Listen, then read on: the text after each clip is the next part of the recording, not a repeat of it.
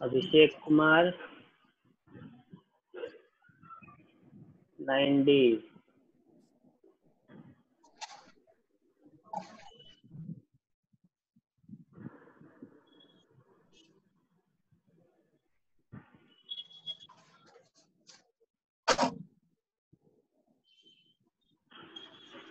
Arya Vaishnavi yes sir. किस section में हो? Sir 9th A। A? Yes sir. तो ए का हम लोग क्लास चल रहा है। मेरा तो क्लास ए में नहीं है sir yes sir, chemistry class है बट उनका हमको कुछ समझ में नहीं आता है, इसलिए आपका ज्वाइन कर लेते हैं। अच्छा चलो, बहुत अच्छी बात है। मेरा समझ में आता है ना?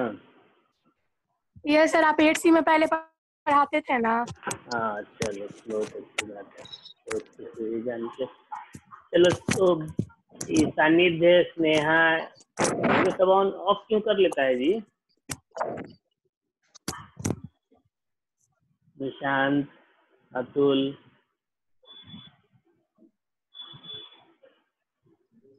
कल कहाँ तक पढ़ाई हुई थी? याद है कुछ? Concentration of solution. क्या? Concentration of solution. उसके आगे यस सर। कल पढ़ाई हुई थी सोल्यूबिलिटी तक। सोल्यूबिलिटी तक पढ़ाई हुई थी कल, याद आया? Yes sir. What is solubility?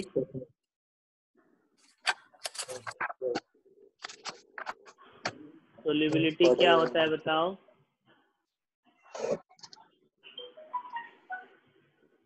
कल बताए थे ना।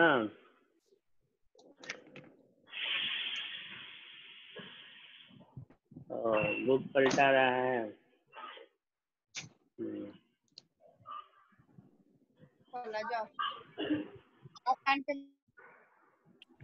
आंसर तो लोग सब माइक ऑफ करके बैठा है। हम पूछ रहे हैं कल का पढ़ाया हुआ चीज, सोल्यूबिलिटी क्या होता है?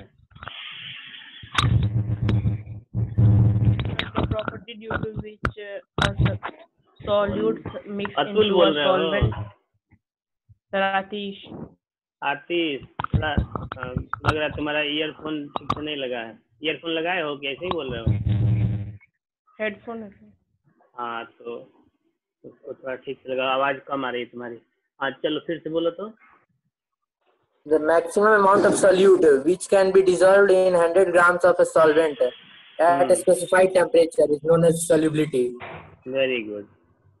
तो ये याद रहना चाहिए, नहीं कि जब हम पूछे तो बुक से देख के बोलना पड़े ना। आगे जब याद है, वेरी गुड। जिसको याद है उसका, जो नहीं याद किए उनके लिए याद कर लेना चाहिए, तब आगे का बात समझने में आसानी होगी। तो आज हम लोग उससे आगे पढ़ेंगे। जैसे कल भी हम लोग थोड़ा बहुत बात किए थे कि सोल्यूबिलिटी अगर है तो एट ए पार्टिकुलर टेम्परेचर उसमें वर्ड जोड़ा जाता है। क्यों पार्टिकुलर टेम्परेचर वर्ड जोड़ा जाता है? क्योंकि सोल्यूबिलिटी जो है वो टेम्परेचर पे डिपेंड करता है। अगर टेम्परेचर को बढ़ाएंगे सोल्यूबिलिटी बढ़ जाएगी, और टेम्परेचर को घटाएंगे तो सोल्यूबिलिटी घट जाएगी। तो बता सकता है ऐसा क्यों होता है कि टेम्परेचर बढ़ाने से सोल्यूबिलिटी बढ़ जाती है?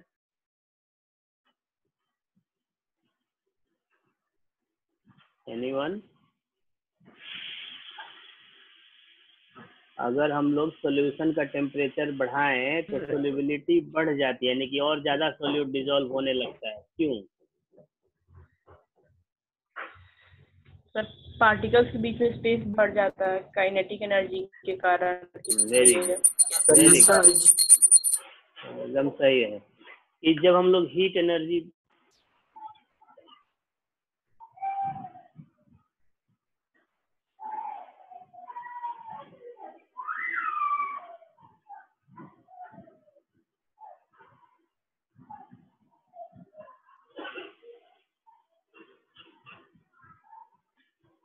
आ गया जी।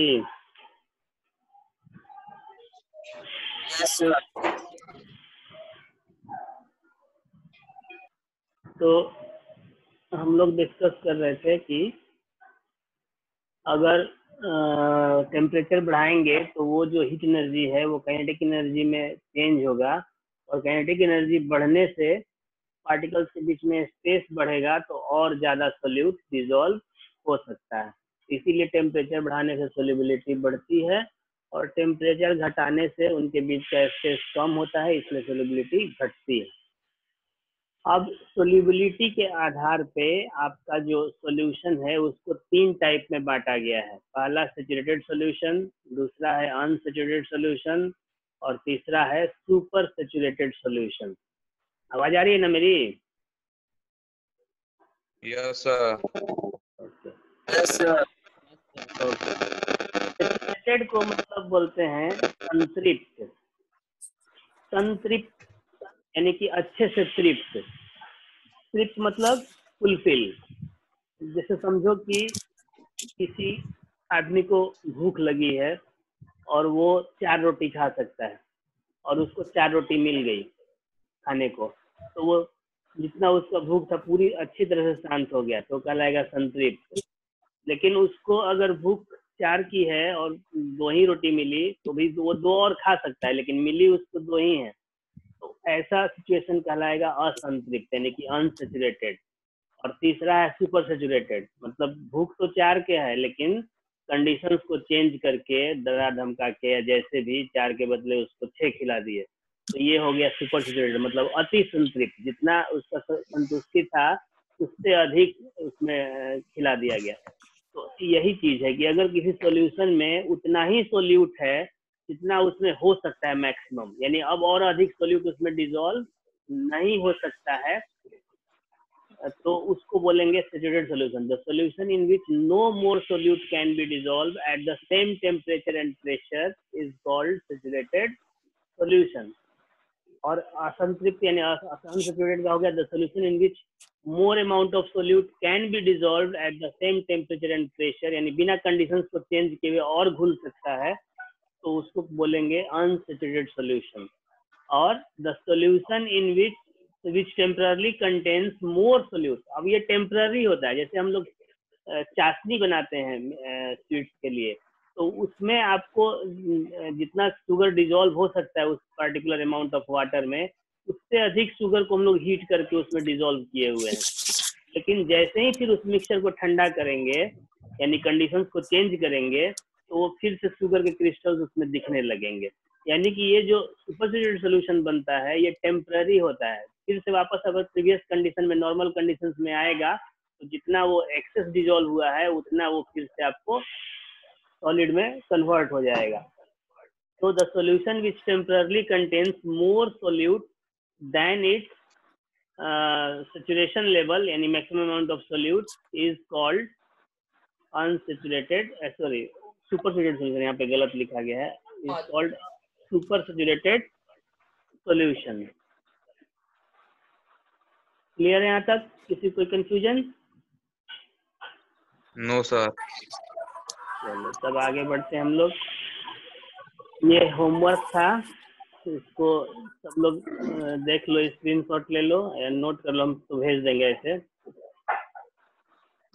पहला क्वेश्चन है what are pure substances and how do they differ from mixture, ये शुरू में बताए होंगे, दोनों का डिफिनीशन लिखना है। Differentiate between compound and mixture, इसमें भी आपको टेबुलर फॉर्म में डिफरेंस बताया गया है। तीसरा है डिफरेंस, अच्छा ये सेकेंड लेसन का पीडीएफ सबके पास है या किसी के पास नहीं भी है? मेरे पास नहीं है सर। मेरे पास भी नहीं है सर। किसके पास नहीं है? नाम बोलो। है सर। सर जिसके अभिषेक। पास नहीं है हमको मैसेज करोगे मेरे व्हाट्सएप नंबर पे, उसको हम भेज देंगे। सर मेरे पास नहीं है। हाँ तो मैसेज करोगे, मेरा जो ग्रुप में व्हाट्सएप नंबर है ना मेरा, उसमें से ले करके और मैसेज करोगे, हम भेज देंगे। क्योंकि ग्रुप पे बार बार डालने से बच्चे कंफ्यूज होते हैं, जो लोग ज्वाइन नहीं कर रहे हैं उनको तो कुछ पता ही नहीं क्या चल रहा है, तो वो लोग कंफ्यूज होते हैं कि बार बार क्यों भेज रहे हैं सर।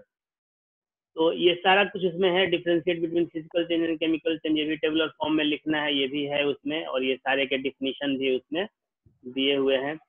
हम लोग इसके आगे बढ़ते हैं। तो हमारा जो ये सॉल्यूशन था वो होमोजेनियस मिक्सचर था। अब हम लोग हेट्रोजीनियस मिक्सचर पे आते हैं।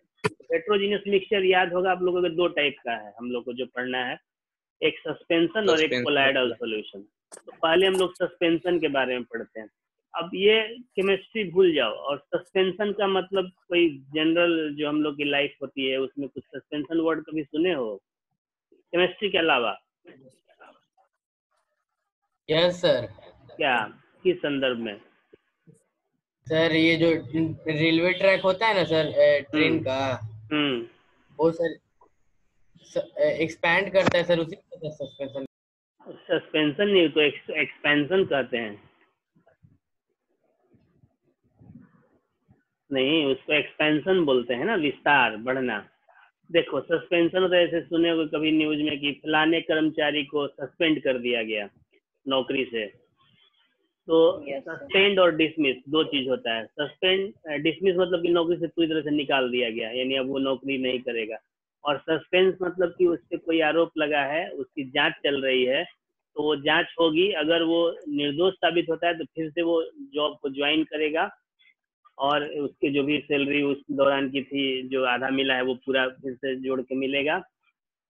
और अगर मतलब दोषी साबित होता है तो नौकरी भी जाएगी, और वो जो उतने दिनों में आधे सैलरी मिल रही है वो भी देना पड़ेगा उसको। तो सस्पेंशन का मतलब हुआ यहाँ पे कि एक टेम्पररी स्टेज, यानी कि वो न इधर है न पूरी तरह से न इधर है, यानी कि नौकरी है भी और नहीं भी है। तो ये जनरल हमारे लाइफ में सस्पेंशन का मतलब हुआ।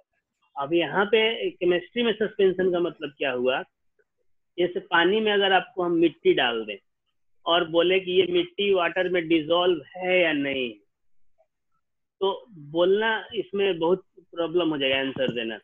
डिजोल्व है तो देखते हैं कि मिट्टी घुल गया, मतलब पूरी तरह से चारों तरफ मटमैला रंग ही दिख रहा है, सॉइल पार्टिकल्स नहीं दिख रहे हैं, बोलेंगे डिजोल्व है।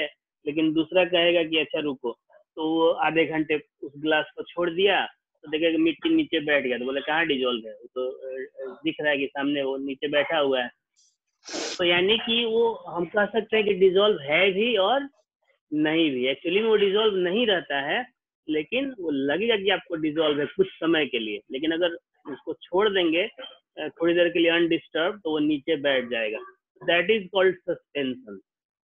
और जो पार्टिकल्स हैं जो जिनसे मिलकर सस्पेंशन बनता है, मतलब एक तो लिक्विड होगा ही वाटर के जैसा, और उसमें जो सॉलिड पार्टिकल्स होंगे जो कि आपको बनाते हैं इस मिक्सचर को लिक्विड के साथ मिल करके, तो उन सॉलिड पार्टिकल्स को बोलते हैं सस्पेंडेड पार्टिकल्स, यानी कि वो स्कैटर्ड हैं और वो सेटल डाउन हो जाएंगे। तो जब सेटल डाउन हो जाएंगे तो उनको सेडिमेंट बोलेंगे। 6th क्लास में पढ़े होंगे सेडिमेंटेशन, डिकेंटेशन, याद होगा। सेडिमेंटेशन का मतलब होता है कि एक सस्पेंशन लिए, उसके जो पार्टिकल्स को अनडिस्टर्ब छोड़ दिए तो नीचे बैठ गया, तो वो सेडिमेंट के रूप में नीचे बैठ गया, तो प्रोसेस को सेडिमेंटेशन बोलते हैं। तो suspension is a heterogeneous mixture. अब इसमें एकदम क्लियर कट रहना है, it is a heterogeneous mixture in which solute particles do not dissolve into the solvent, यानी कि वो सिर्फ सॉल्वेंट में डिसॉल्व नहीं होते हैं, but spread through out the solvent, यानी उसमें चारों तरफ बिखरे होते हैं, फैले होते हैं, एंड सेटल एज प्रेसिपिटेट। अब प्रेसिपिटेट, इसके पहले वर्ड कभी सुने हो लोग?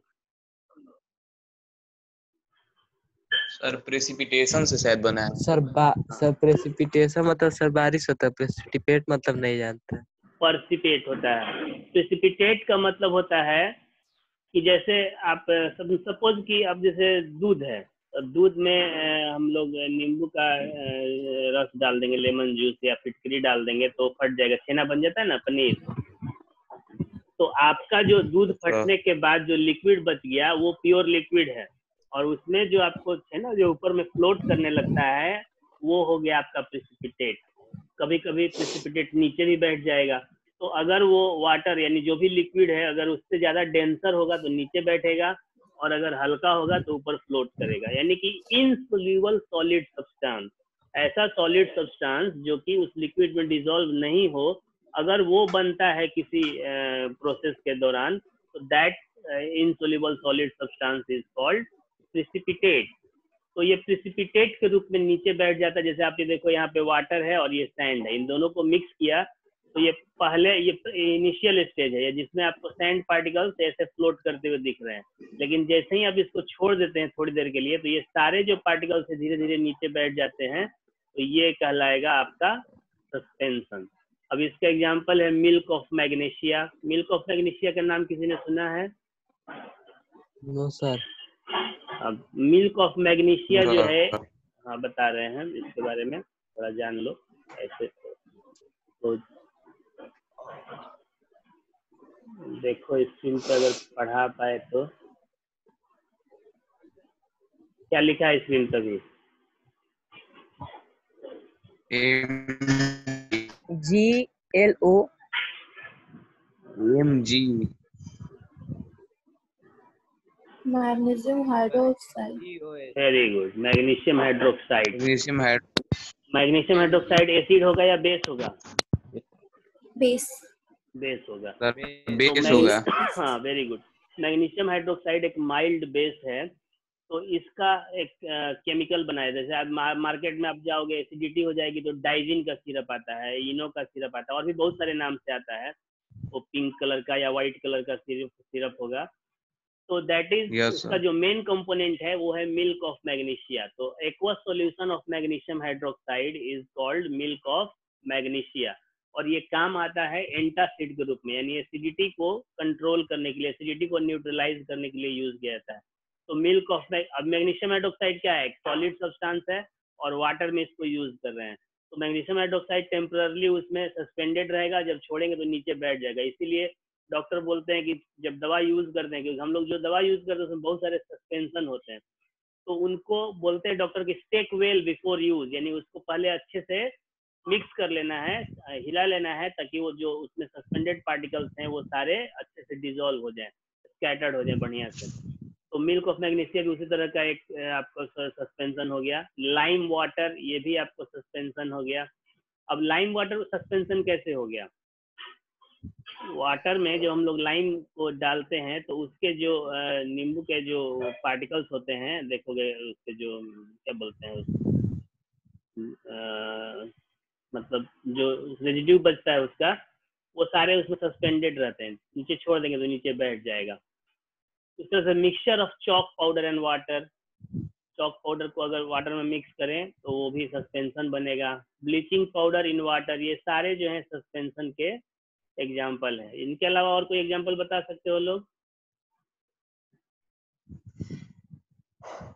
जो स्क्रीन पे है? उसके अलावा और कोई एग्जाम्पल सस्पेंशन का?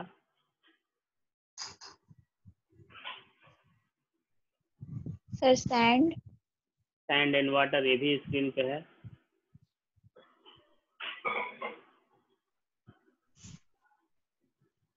ना बहुत सारा सॉइल एंड वाटर, फिर आपको पोलन ग्रेन्स एंड वाटर, तो ये सारे जो हैं आपको सस्पेंशन के एग्जांपल है। अब आते हैं प्रॉपर्टीज ऑफ सस्पेंशन। जैसे सॉल्यूशन के हम लोग बहुत सारे प्रॉपर्टी देखे, उसी तरह से अब सस्पेंशन का देखते हैं। तो सबसे पहला तो यही है कि it is a heterogeneous mixture, है ना। दूसरा ये सब में लगभग है कि it's component do not chemically react with each other. तो ये आप नहीं भी लिख सकते हैं, क्योंकि मिक्सचर जो है, मिक्सचर का ही प्रॉपर्टी है कि कंपोनेंट्स डू नॉट केमिकल, शुरू में बताए होंगे कि मिक्सचर बनने का क्राइटेरिया है कि उसके कंपोनेंट्स आपस में केमिकली रिएक्टिव नहीं होने चाहिए। अगर रिएक्शन करेंगे तो कंपाउंड बनेगा, मिक्सचर नहीं बनेगा। ये सब में लिख भी सकते हैं, नहीं भी लिखेंगे तो कोई दिक्कत नहीं। तीसरा है its particles are larger than 100 nanometre और 10 to the power -7 मीटर। तो सॉल्यूशन के जो पार्टिकल्स थे वो 1 नैनोमीटर से भी छोटे होते थे, और इसके जो पार्टिकल्स हैं वो 100 नैनोमीटर से बड़े होते हैं। यानी कि इन पार्टिकल्स को हम लोग नेकेड आई से भी देख सकते हैं और माइक्रोस्कोप में तो देख ही सकते हैं। चौथा है it's particle can not pass through filter paper. अब चूंकि इसके पार्टिकल बड़े होते हैं तो फिल्टर पेपर से होकर के आर पार नहीं जा सकते हैं, और इसीलिए इसके पार्टिकल्स को हम लोग ऑर्डिनरी फिल्ट्रेशन मेथड से सेपरेट कर सकते हैं। जैसे कि मान लो कि सैंड डिजोल्व है, सैंड मिक्स है वाटर में, डिजोल्व नहीं बोलेंगे, तो उसको क्या करते हैं हम लोग, थोड़ा पहले अलाउ किए कि नीचे बैठ जाए और उसके बाद धीरे धीरे उसको फिल्टर पेपर यूज करके या पतला कपड़ा यूज करके छान के निकाल लेंगे। यानी कि ऑर्डिनरी फिल्ट्रेशन मेथड से ये सेपरेट हो सकता है। नेक्स्ट है इट्स पार्टिकल्स सेटल डाउन। अगर हम लोग उस मिक्सचर को छोड़ दें थोड़ी देर तक अनडिस्टर्ब, बिना हिलाए डुलाए, तो आपको वो जो पार्टिकल्स हैं नीचे बैठ जाएंगे, यानी कि सस्पेंशन जो है वो अनस्टेबल होते हैं, सॉल्यूशन की तरह स्टेबल नहीं होते हैं। नेक्स्ट है it particles scatter the beam of light. अब देखो इसमें थोड़ा सा आपको अलग अलग बुक में अलग अलग चीज देखने को मिलेगा। किसी बुक में मिलेगा कि जो सस्पेंशन है वो टिंडल इफेक्ट शो करता है, यानी बीम ऑफ लाइट को स्कैटर करता है, और किसी बुक में मिलेगा कि नहीं करता है। दोनों करता है, ये करता भी है और नहीं भी करता है। कब करता है और कब नहीं करता ये जानना है। तो जब आपके पार्टिकल सस्पेंडेड हैं, यानी कि सॉरी सस्पेंडेड नहीं, वो फ्लोट कर रहे हैं, यानी कि स्कैटर्ड हैं, जब तक पानी में जो सॉइल के पार्टिकल्स या सैंड के पार्टिकल्स फ्लोट कर रहे हैं, एक दूसरे जगह मूव कर रहे हैं, तब तक वो स्कैटरिंग होगी, यानी कि तब तक टिंडल इफेक्ट शो करेगा। लेकिन जब वो एक बार पार्टिकल नीचे बैठ जाएंगे, सेटल डाउन हो जाएंगे, तब वो स्कैटरिंग नहीं होगी, क्योंकि स्कैटरिंग होने के लिए जो पार्टिकल्स हैं उनके साथ उसका कोलिजन होना, बीम ऑफ लाइट का कोलिजन होना जरूरी है। जब पार्टिकल्स आपको स्कैटर्ड है ही नहीं तो कोलिजन होगा कहाँ से? इसलिए तब तक ही स्कैटरिंग होगी जब तक कि पार्टिकल्स आपको मूव कर रहे हैं। जब वो एक बार सस्पेंडेड हो जाएंगे, नीचे बैठ जाएंगे, तब टिंडल इफेक्ट शो नहीं करेगा। ये चीज याद रखना। हालांकि आपके एनसीईआरटी बुक में यही दिया है कि सस्पेंशन शोज टिंडल इफेक्ट। और नेक्स्ट है कि इट में बी ओपेक और ट्रांसल्यूसेंट। ये तो दोनों आप लोग जानते होंगे कि ट्रांसपेरेंट, ओपेक और ट्रांसल्यूसेंट क्या होता है। ये तीनों प्रॉपर्टी है ऑप्टिकल प्रॉपर्टी। यस। ट्रांसपेरेंट यानी जिसके आर पार देख सकते हैं, तो आपका सॉल्यूशन जो है वो ट्रांसपेरेंट हो गया। ओपेक यानी बिल्कुल आर पार नहीं देख सकते, तो वो आपको हाँ। ट्रांसल्यूसेंट जो है वो पार्शियली आर पार देख सकते हैं, यानी कि थोड़ा बहुत दिखाई देगा भी, जैसे रब्ड ग्लास है तो वो ट्रांसल्यूसेंट होता है। तो सस्पेंशन जो है आपका वो ट्रांसल्यूसेंट या ओपेक हो सकता है। जैसे आप चॉक पाउडर का सोल्यूशन बनाएंगे तो ओपेक हो जाएगा, लेकिन अगर उसमें सॉइल लेकर के बनाएंगे तो वो ट्रांसल्यूसेंट हो सकता है।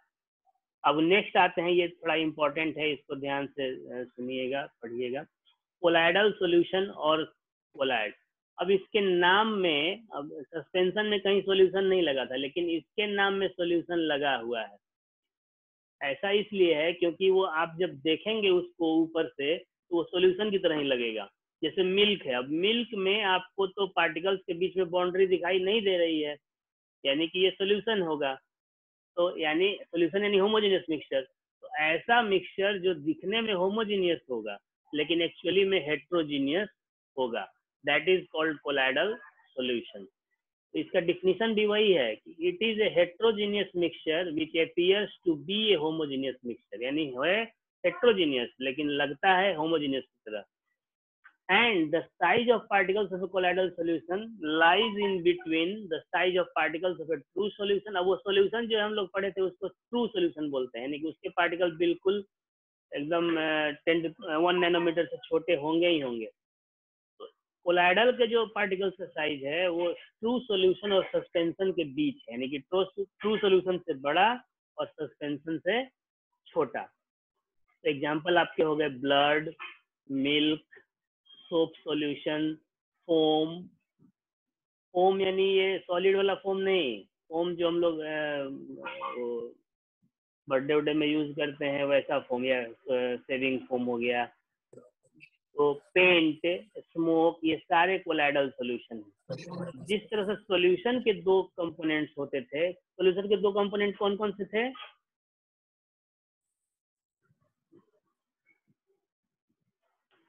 Two components of solution. आवाज आ रही है ना? Yes sir. क्वेश्चन पूछे जवाब दो। सॉल्यूशन के दो कंपोनेंट कौन कौन से होते हैं? Solute, solvent. Very good. तो सॉल्यूट किसको बोलते हैं? जो कम अमाउंट में होता है, और सॉल्वेंट इसको बोलते हैं जो ज्यादा अमाउंट में होता है, जो ज्यादा। हाँ वेरी गुड। तो अब यहाँ पे भी वही है, कि कोलाइडल सॉल्यूशन में भी दो कंपोनेंट हैं, एक है डिस्पर्स्ड फेज और दूसरा है डिस्पर्सिंग मीडियम। तो जो स्मॉलर अमाउंट में होगा यानी जो कम अमाउंट में होगा वो डिस्पर्स्ड फेज, और जो ज्यादा अमाउंट में होगा वो डिस्पर्सिंग मीडियम। ठीक है, ये समझ में आया?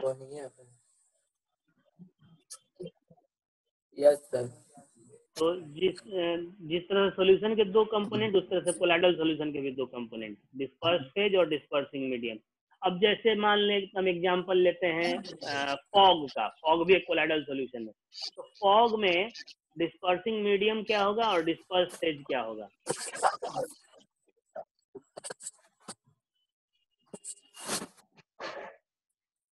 गेस करो लोग।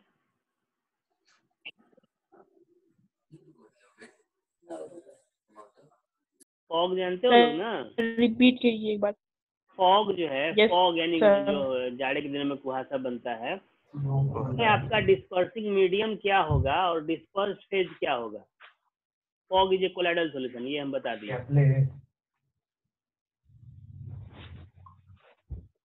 सर डिस्पर्स्ड होगा स्मोक और डिस्पर्सिंग होगा फॉग। देखो फॉग और स्मोक दो अलग अलग चीज हो गया। अब हम स्मोक के बारे में बाद में बात करेंगे, पहले फॉग के बारे में बात करते हैं। फॉग कैसे बनता है? तो एयर में जब वाटर ड्रॉपलेट्स बहुत ज्यादा इकट्ठा हो जाते हैं तो वो कंडेंस होकर के वेपर की तरह दिखने लगते हैं, है ना? That is called fog. अब जैसे ही हीट मिलता है तो वो फिर से उसमें आपको लिक्विड में चेंज हो जाते हैं। यानी कि एयर में क्या मिक्स है? वाटर। तो एयर क्या हो गया? गैस। तो डिस्पर्सिंग मीडियम इज, अब एयर ज्यादा होगा कि वाटर ज्यादा होगा फॉग में? एयर। एयर। तो डिस्पर्सिंग मीडियम एयर हो गया यानी कि गैस हो गया, और डिस्पर्स फेज यानी कि वाटर यानी लिक्विड हो गया।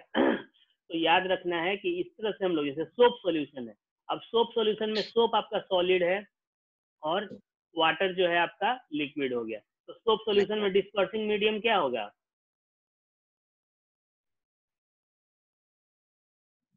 सोप। नहीं, डिस्पर्सिंग मीडियम जो ज्यादा होता है वो होता है, ज्यादा सोप ही डाल देंगे तो पेस्ट थोड़े बनाना है।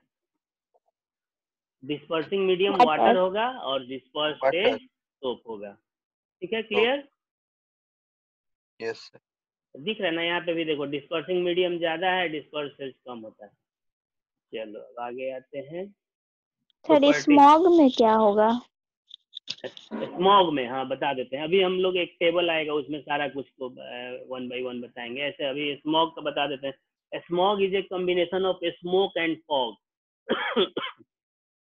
तो फॉग में भी आपका एयर है और स्मोक में भी आपका एयर है, यानी कि डिस्पर्सिंग मीडियम तो एयर ही होगा, और उसमें जो स्मोक है उसमें सॉलिड पार्टिकल्स होते हैं।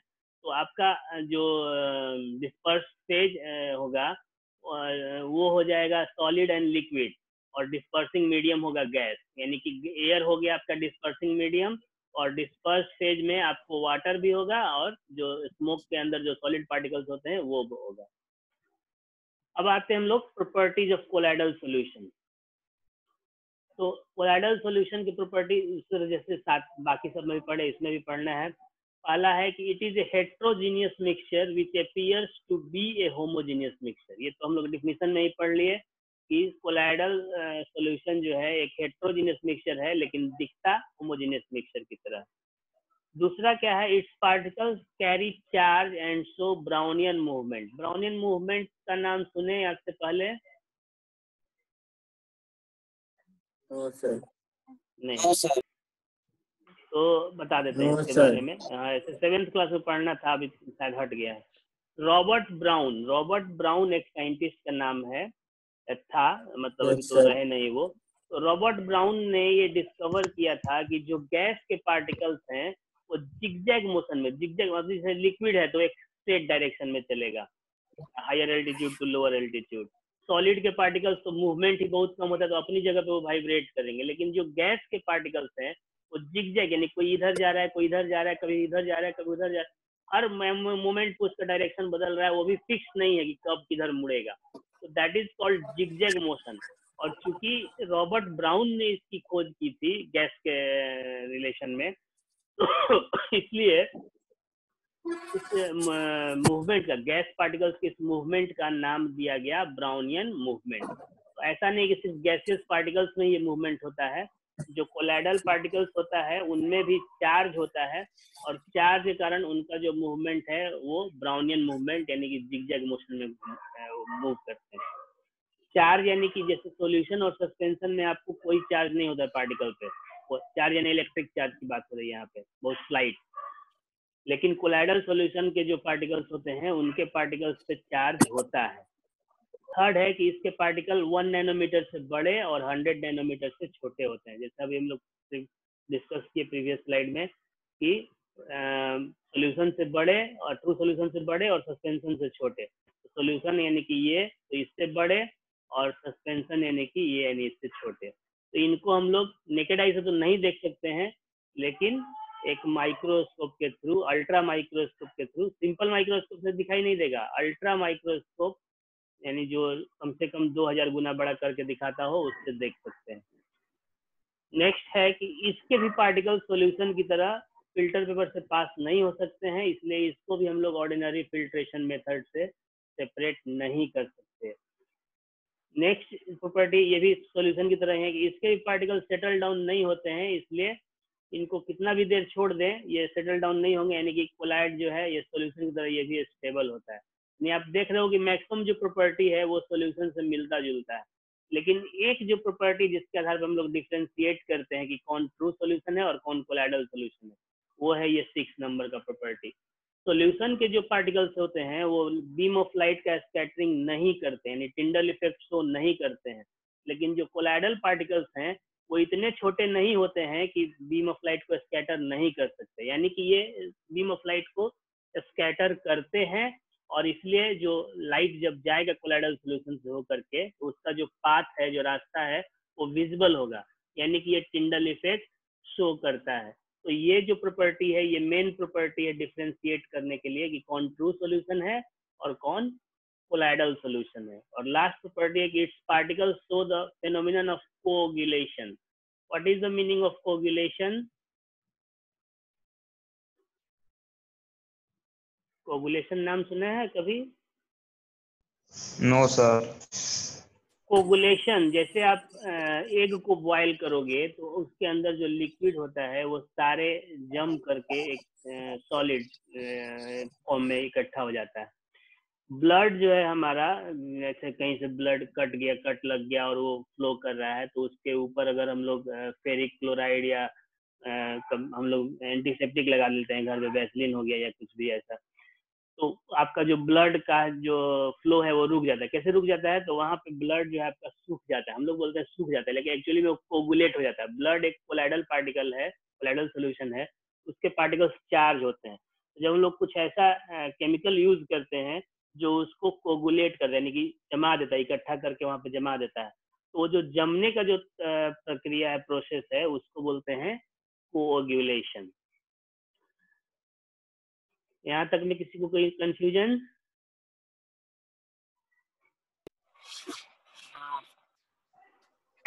No sir.